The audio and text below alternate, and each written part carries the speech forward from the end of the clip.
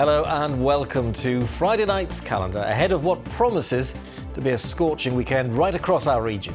Yes, it's already been a glorious day. This is the scene right now on the beautiful east coast in Scarborough. And over the course of the next 48 hours, we can expect temperatures to top up to 30 degrees. Yes, it's looking like one of the warmest nights into and one of the warmest summer solstice on record. All the details for the weekend ahead. Yes, thanks very much, Kerry. More on that all-important weather forecast later, but also coming up on the programme tonight. Bereaved parents demand an inquiry into Leeds maternity services after a damning report says newborns were placed at risk. Horrifying, a horrifying report that just begins to scratch the surface of everything that we and other families in Leeds have been saying for years.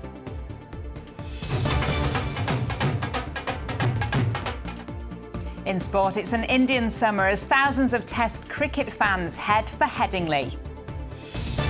In for the long crawl, how Lee from Ossett swam from Dover to Calais, then turned around and swam straight back again.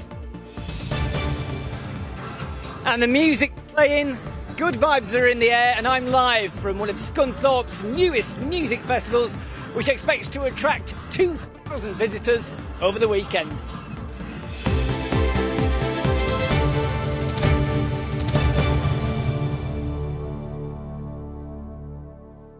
But first, to the bereaved parents demanding a full inquiry into our region's biggest and busiest maternity ward, where they say systematic failings led to the deaths of their children. It comes on the day the health regulator published a damning report on the state of care at Leeds General Infirmary and St James's Hospital, highlighting staff shortages and concluding that mothers and babies had been placed at significant risk.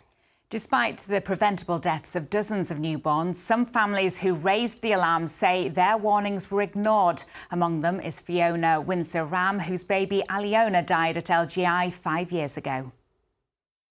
Being a mother was the thing that I wanted more than anything in my life.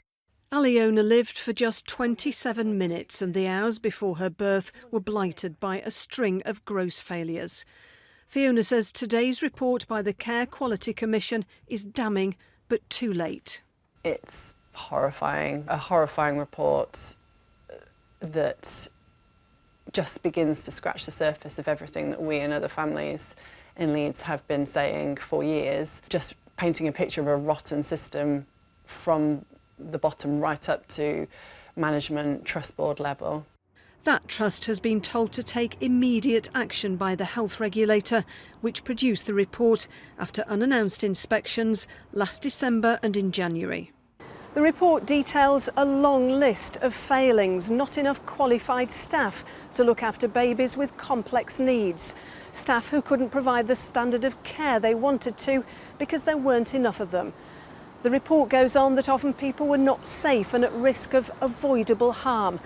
And it says staff were not always compassionate or caring, and people were made to feel a nuisance and their concerns were not listened to. She would have survived, she was perfectly fine. Amajit and Mandit believe their baby girl is among more than 50 preventable deaths and would have survived had they been listened to. Assis was stillborn. I'm heartbroken. The thought of getting pregnant again fills me with fear. And nothing's going to replace her. Their baby died 4 years after Fiona raised her concerns. Had they learnt from those mistakes, she'd be here. Around 8,000 babies a day are born in both Leeds hospitals, which care for families at what should be a precious time of their lives. An improvement board with an independent chair will now oversee the service, but parents of children who died or were harmed at birth say so much has gone badly wrong over years, and that's not enough. If you were a parent expecting a baby soon in Leeds, you would be worried, wouldn't you? Well, this report has showed some significant concerns in areas of our service that we need to rapidly improve upon. So firstly, I would like to apologise to all those families that have had a terrible experience where things have gone wrong. But what I'd also say is that we're absolutely committed to providing safe, compassionate and effective care for mothers-to-be and babies. They have allowed healthy children to keep dying, and it's been dismissed, as it was with us, as, oh, sometimes these things happen. No, sometimes healthy children don't just die. The Hospital Trust is offering to meet families to discuss their concerns. A growing number of parents have no faith that after years of failings, lessons will be learned. Katie Oscroft, ITV News, Leeds. Many thanks to the families for sharing their stories tonight. A neo-Nazi paedophile from Leeds who spent 12 years in jail is facing more prison time after admitting having a gunpowder manual. Martin Gilliard, who's from Armley, today pleaded guilty at the Old Bailey to collecting material likely to be of use to a terrorist. The former forklift truck driver was previously jailed in 2008 after being caught with a stash of nail bombs, extreme right-wing propaganda and having around 39,000 indecent images of children. He'll be sentenced in August. A driver has been cleared of murdering a mother who died after being knocked off the back of an electric motorbike ridden by her boyfriend. Alana Armstrong was fatally struck by a car driven by Keaton Muldoon on a country lane in November 2024. Ms Armstrong died at the scene and her boyfriend, Jordan Newton-Kay, had to have his right leg amputated above the knee following the crash. Muldoon of Batley Lane in Derbyshire has been cleared of murder and causing grievous bodily harm with intent. Well, next to a historic day in Parliament, which has paved the way for terminally ill people to choose to end their lives early. Yes, MPs voted to legalise assisted dying today, introduced by the Batley and Spen MP Kim Ledbetter. And a margin of just 23 votes, that's all it was. It's now very likely to become law. Louise Shackleton's husband, Anthony, died last December at Dignitas in Switzerland after being diagnosed with motor neuron disease in 2018. When Louise got home to North Yorkshire, she handed herself in to police. Today, after that historic vote, she spoke to our political correspondent, Charanpreet Kaur. A landmark change to the law that could change how these campaigners or their loved ones end their lives. You have the choice. A choice Louise Shackleton says her husband Anthony did not have when he travelled to Dignitas in Switzerland last December. He'd be alive now. He would be alive right now if this had have been in. That's why I've got mixed emotions.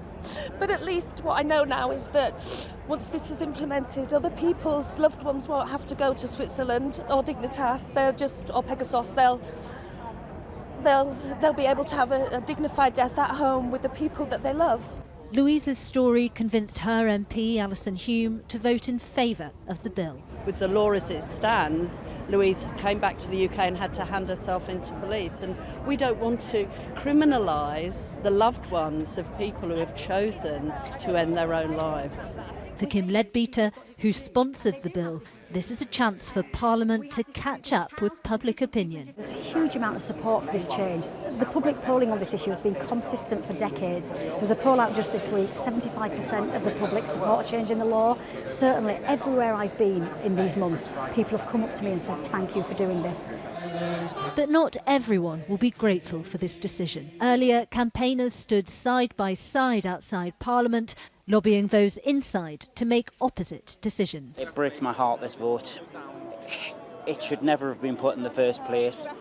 We will be one of the only countries in Europe to actually allow physician-assisted suicide. There is no necessity for it. Like him, some MPs oppose assisted dying as a point of principle, while others, like Bradford West MP Naz Shah, have concerns about the safeguards of this particular bill. Palliative care doctors, geriatrics, almost every eating disorder charity, almost every disabled people's group does not support this bill. The bill will allow an assisted death for some terminally ill adults who have fewer than 6 months to live. It will require approval from 2 doctors and a 3-member panel, including a social worker, senior legal figure and psychiatrist. It's a fundamental shift in the state's relationship with those facing their last days. After MPs rejected that shift in 2015 and in 1997, today they chose to embrace it. Charanpreet Kaur, ITV News. Still to come in sport, thousands of cricket fans have been soaking up the sun at Headingley as England take on India in the first test. We'll bring you all the action and the atmosphere shortly. And join us later in the programme to find out how we've been spending the day with the crowds that have flocked to Scarborough in this lovely weather. You enjoying yourself? Wonderful. Can I have my chair back, please? Oh, sorry. Do you want your glasses too? Back. Yeah, she's a cheeky one, isn't she? Helen will catch up with her shortly. Now then, when you think of tests of endurance, swimming the English Channel is up there amongst the very toughest. Well, what about swimming from Dover to Calais, turning around and then swimming straight back again? Well, that's exactly what Lee Johnson from Osset has just done, joining an elite club of around 50 people ever to succeed. Yes, joined for the last few yards by one of his support crew and cheered on by supporters. This was the moment after 37 hours of swimming that Lee finally landed back at Blighty. Lee Johnson! Woo! Double channel swimmer! You're amazing! Well, afterwards, Lee popped into the studio here along with his support team, and we began by asking him how he felt. Jubilation. I knew I'd get there. We have a saying that if we just keep swimming till we run out of water, and thankfully that's what happened on this swim. An amazing achievement as well, Lee. A roller coaster of a week. You must be feeling great, but how's the body? Yeah, my body's okay. My shoulders are sore.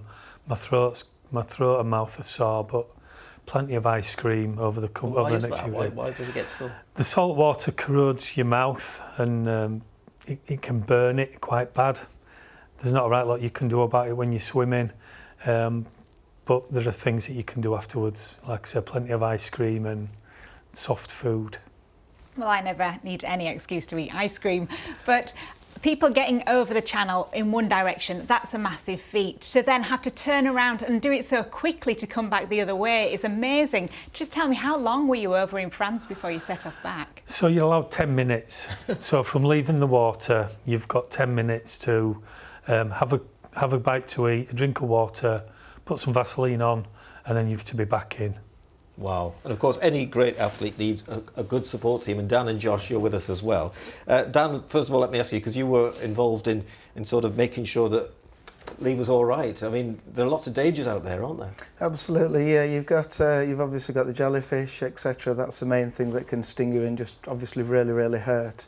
We also need to be looking at Lee in the water at all times, even in the dark as well, just to ensure that there isn't any logs, any debris in the sea that is going to hit, which is going to obviously hurt and impinge the challenge. And boats going past, I suppose. Yeah, you get the big juggernauts going through and they create a tidal surge which can kind of push you and rock the boat so much that it kind of knocks you off the tide as well. And Josh, 37 hours of burning calories. Yep. He has to be fed, doesn't he? How do you even go about doing that while he keeps swimming? Yeah, so we have a bit of a feeding plan. So the first 6 hours on the hour, we throw a line out, and on the end of that line is a bottle with some carbohydrate solution, some protein in that sometimes, and then we have a solids tub, which is just a snap box, which he opens up, and sometimes in there's Battenberg, Angel Slice, Jelly Babies, that kind of thing, just to keep him going. And then as the swim goes along, we reduce that to 45 minutes and then subsequently 30 minutes as we get towards the end.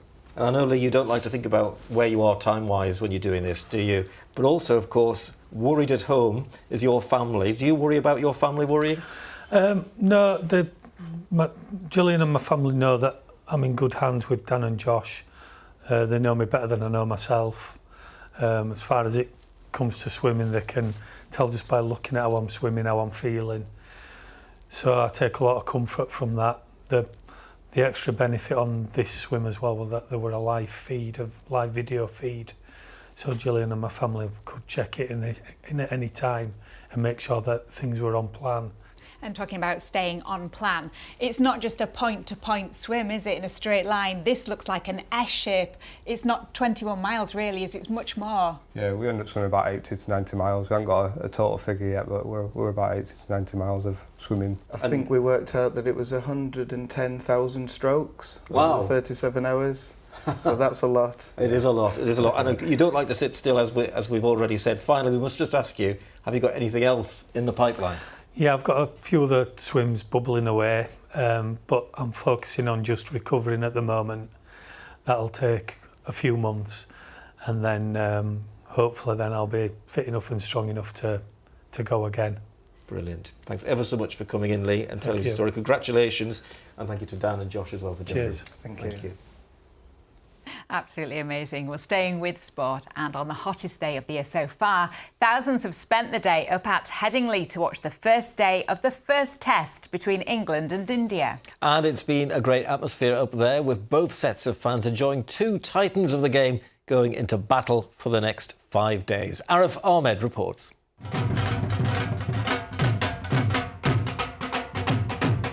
A subcontinent welcome right here in West Yorkshire.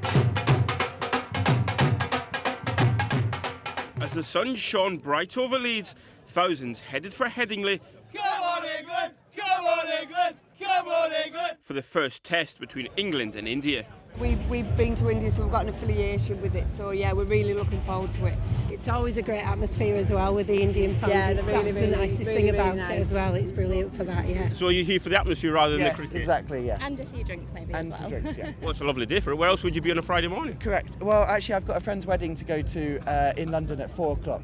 So if he sees this, I'm dead, because I've told him I'm heading straight over. Talk me through your outfits.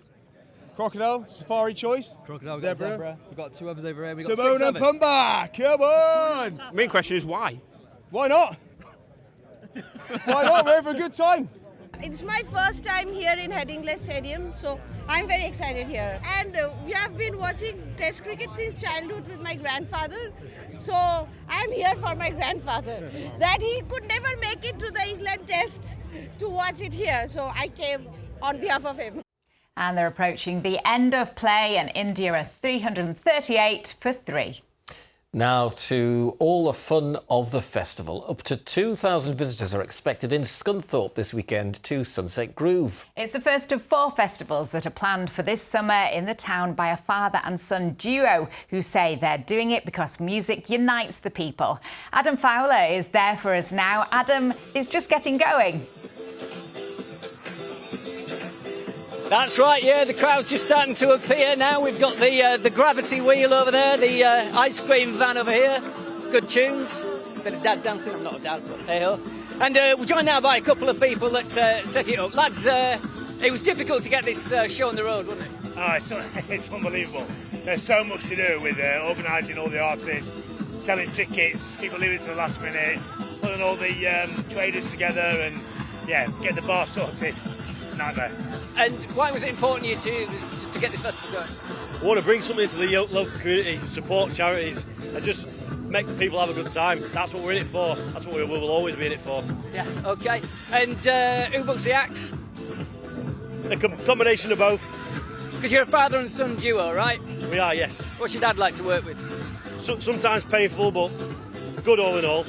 Okay. And this is the first of 4 festivals, isn't it? You've got some other ones coming up. Yeah, we've got four of our own festivals. So this is a Sunset Groove. It's all family orientated, fun festivals.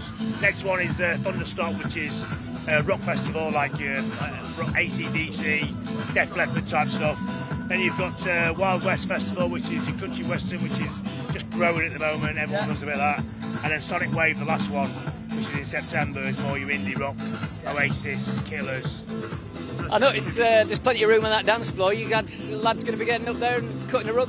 Maybe later, yeah, definitely. You're going to be doing some dad dancing? Oh yeah, definitely dad dancing. We're expecting up to 2,000 visitors here this week. Throughout the weekend, yes. Yeah. OK, well, best of luck to you. There you go. An entire summer of music planned here in Scunthorpe.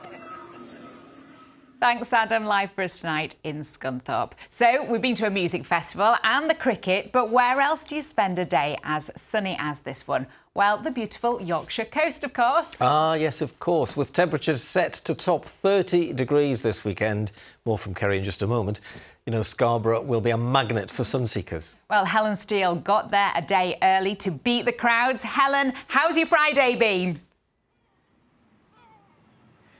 Well, Victoria, you might not have beach hair like me, but you also don't have the hat or the stick of rock, do you? So you win some, you lose some. To answer your question, we have had a lovely day. The wind is beginning to pick up a little bit now. As you can see, the crowds are beginning to disperse, but the weather is set to get warmer tomorrow. So if you fancy coming down to Scarborough, we have been taking a look at some of the things you might get up to. Scarborough, in the sun and with a bit of breeze. What more do you need for a perfect day out? Hi Nathan, are you going to be our driver for the day? Certainly am. Hop on. We hopped aboard a vintage bus tour to find out just what brings people here the moment the sun comes out. Best day of Scarborough? Fish and chips. Have you been swimming? No. Yeah. You went yesterday, didn't you? Oh, but ice cream? Yeah. And I did hit my foot on yesterday. No. And how much has the weather improved this holiday for you? 100% really. This coast is the best place to be, right? Yep. This bus company has been so busy it's employed a new full-time driver. The weather must be helping, right? Yes, the weather does help. I mean, we're by the seaside after all. All the fish and chips, all the people come out. So, recommendations for best things to do in Scarborough? Well, there's the ice creams, there's the arcades, and there's the rides. I think we're at South Bay now, so we better get off then, right? We quickly come across an ice cream shop. Weather good for business then? Very good for business, very good indeed. It's going to last about another 2 weeks apparently as well, so we're doing well. And on the beach, there's plenty of ice cream connoisseurs. Best flavour? Lemon sherbet. What? It's the best! I love it! Yeah, the lemon top. So you're looking very chilled out. Are you having a good day? I'm having a fantastic day. Yes, lovely. What's been the best bit so far? Just chilling out, yeah. Yeah. For some, it was all about the sea. We come every year for 2 weeks, and this is the best weather we've had in years. You're going to be over in a minute. Is this cold, or are you okay? Is it cold? Yeah, cold. Have you managed to top your tan up much? Yes, we certainly have. Yeah, it's coming on. I used to come out all the time as a kid. It was miserable. Me too. Always But in raining. the sun, yeah. But in the sun, it's beautiful. You get Sun to is see this shining. sort of thing. The sea is everywhere. Thank you for that. Come on! Okay, well, I've seen the sights. Got the ice cream, chocolate cone, who knew? I'm up on the rides. Brilliant. Do you know, in 30 years of working in television, I've never once got my chest out. You'd be glad to hear. Oh, I don't know. No, let's not go there. What's your favourite ice cream? Oh, minty chocolate chip, Me for too, me sure.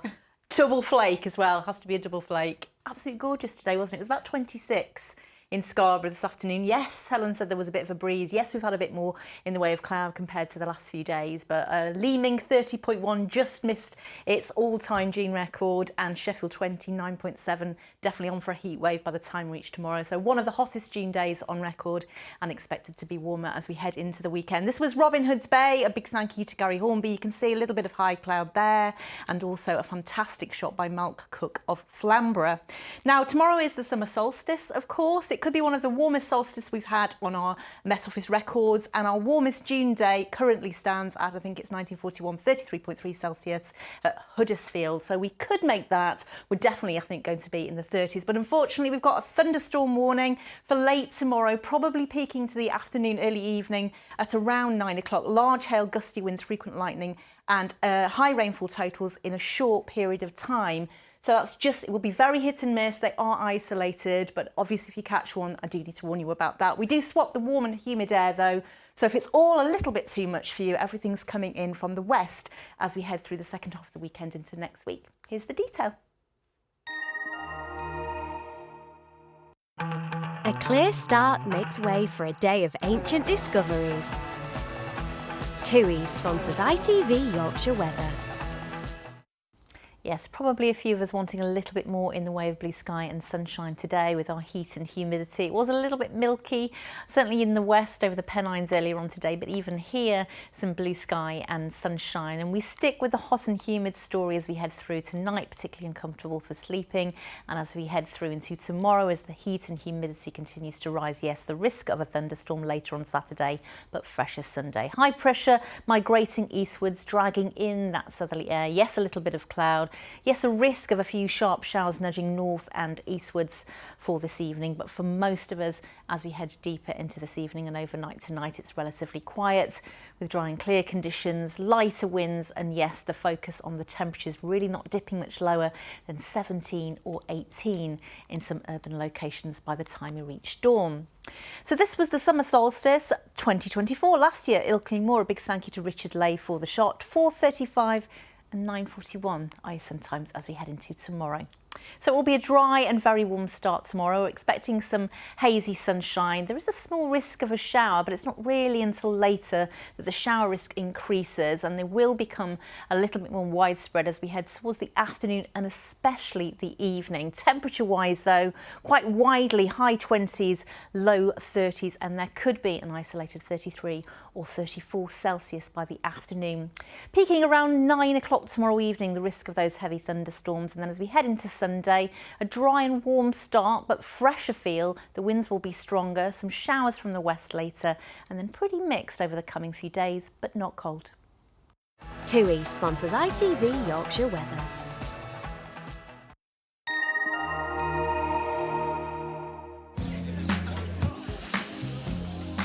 Making the most of summer. Piri sponsors ITV Pollen Count. Weed or wildflower pollen has popped up to high today, and the grass pollen has been very high. It does dip through the weekend and into the start of next week, but not very good news into tomorrow. So, Kerry, did you say this is the solstice at the weekend? The longest day of the year tomorrow, yeah. Which means, I guess, there's a lot of daylight to get a little bit of everything. Well, that's good, but it's sad that the nights will draw in again. Oh, well, almost, not quite yet. That's it from us. Have a great weekend. Enjoy the weather, stay safe, and we'll see you again next week. Bye-bye. Bye for now. Take care.